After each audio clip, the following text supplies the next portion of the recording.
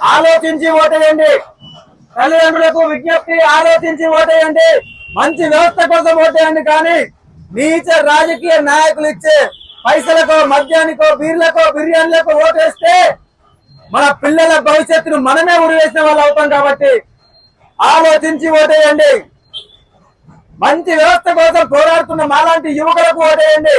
అంతేగాని నీచ రాజకీయ నాయకులు ఇచ్చే పైసలకు దయచేసి ఓటేయకండి. ఈ రోజు మీరు 2000కో, 3000కో, 5000కో బీర్లకో, బిర్యానీలకో ఓటుకు మీరు అమ్ముకుంటే, మీ ఓటును అమ్ముకుంటే తర్వాత మీ పిల్లల భవిష్యత్ మొత్తం కూడా అంధకారంలోకి నెట్టబడిపోతుంది. కాబట్టి ఆలోచించండి మిత్రులారా, ఆలోచించి ఓటేయండి. మంచి వ్యవస్థ కోసం ఓటేయండి.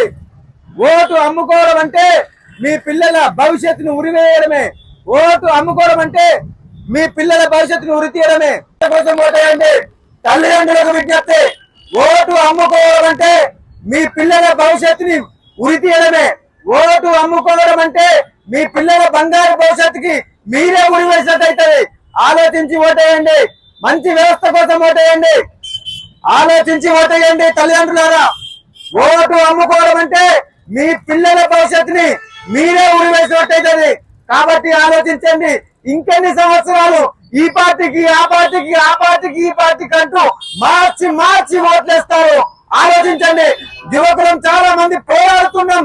ఇక్కడ జూబ్లీహిల్స్ లో కూడా మేమందరం పోరాడేది ఓటింగ్ వ్యవస్థను మార్చడానికి, మీ పిల్లలకు బంగారు భవిష్యత్తుని ఇవ్వడానికి. దయచేసి ఆలోచించండి. తల్లిదండ్రులకు మరీ మరీ మొత్తుకుంటూ ఎత్తున్నాము, మన పిల్లల బంగారు భవిష్యత్తుకై ఓటేయాలి. కానీ నీచ రాజకీయ నాయకులు ఇచ్చే పైసలకో, మద్యానికో, బీర్లకో, బిర్యానీలకో ఓటు వేయకూడదు.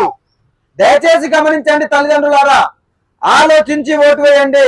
మీ పిల్లల ఓటు అమ్ముకోవడం అంటే మీ పిల్లల భవిష్యత్తును ఉరి తీయడమే.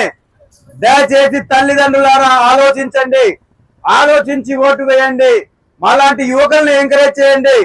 దయచేసి ఆలోచించి ఓటు వేయండి. మాలాంటి యువకులను ఎంకరేజ్ చేయండి. తల్లిదండ్రులకు విజ్ఞప్తి, ఓటు అమ్ముకోవడం అంటే మీ పిల్లల భవిష్యత్తుని ఉరి తీయడమే.